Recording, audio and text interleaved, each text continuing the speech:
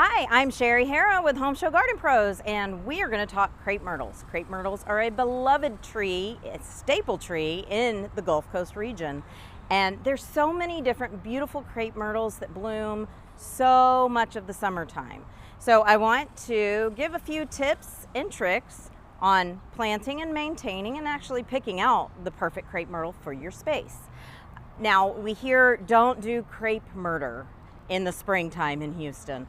And I am a big believer in no crepe myrtle allowed. So the biggest thing that you can do is pick the right crepe myrtle for your yard, in your space, so you don't have to cut it back.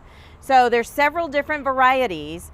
There's the Pocomoke over here. That one maxes out at 3 to 4 foot tall, so a small bush. There's the Dynamite Red or Red Rocket varieties as well, 10 to 15 foot. A Coma, which is back here with the beautiful white flowers, it maxes out at about 10 foot and has just a nice, beautiful cascading effect to it. Or these varieties here, there's Tuscarora and Catawba, they're gonna get 15 to 25 foot tall. So planting the right crepe myrtle for your project is #1 rule of thumb to have success with your crepe myrtles. Next, you're gonna have to maintain these crepe myrtles, and you don't need to cut the top off, but pruning them up from the bottom is how you maintain that tree form. Their natural habit is going to be a multi-trunked, almost bush-like. So you would come in here and just selectively prune out these smaller branches to make it look more tree form. So that's one thing that you'll need to do for maintenance. And then the next thing you'll want to do is, after a big heavy bloom, you want to promote more blooming. So through pruning, you can do that. And so you can see here, this is new growth with cute little new buds coming on. And over here, we have spent flowers. And you can tell the difference. You see when I squish on this, nothing comes out. They turn into seeds, right? And then if I squish on this one, see how that comes out? Fun little fact, if that flower opens on a cloudy day, you're gonna get more of a whitish tinge to the flower than that true red. So that's really cool. But on these spent ones, you're gonna want to cut right back on the spent flower. So this is not gonna make any more flowers, and they're all gonna just go to seed and fall off. That will let the plant put more energy into these new little buds here.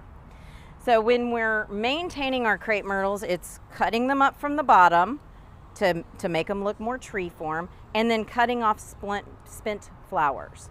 The next thing we want to do is feed them correctly. So Nelson's has crepe myrtle food. It's as easy as that. So you would just sprinkle this around the base, depending on the size of the crepe myrtle. Just sprinkle this on the base of your crepe myrtle. Now, in your yard, you're going to put a little bit more because they're in the ground. In pots, you wouldn't do as much.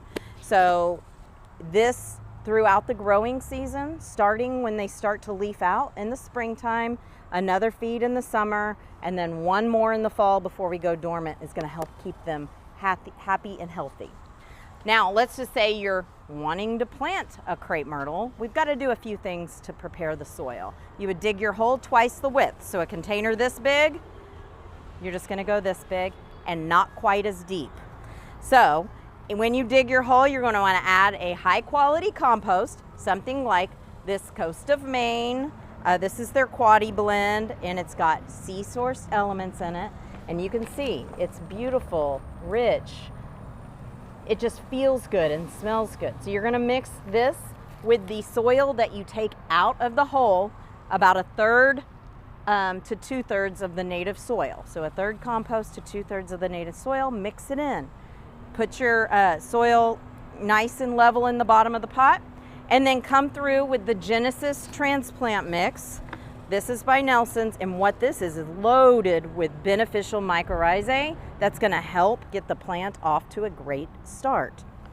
And then I always add in my azomite when I'm planting, because this is going to help not only with the root production, but it's going to help with color and vigor of the plant. So by doing these things, we're getting the plant off to a great start. We get it planted, everything is nestled in, and then we put a nice little layer of the black velvet mulch by Landscaper's Pride. It is not dyed, it is aged to be this nice, pretty, rich, chocolatey color. So by doing these things, we're getting the plant off to a great start. Now, fall is the best time to plant our crepe myrtles, but here in the Gulf Coast, you can plant them anytime. The biggest thing to think of is in the middle of summer, you plant a new crepe myrtle, you do not want to rely on the sprinkler system. So do some hand watering through the first summer, and you should be good for next spring. So hope this helps.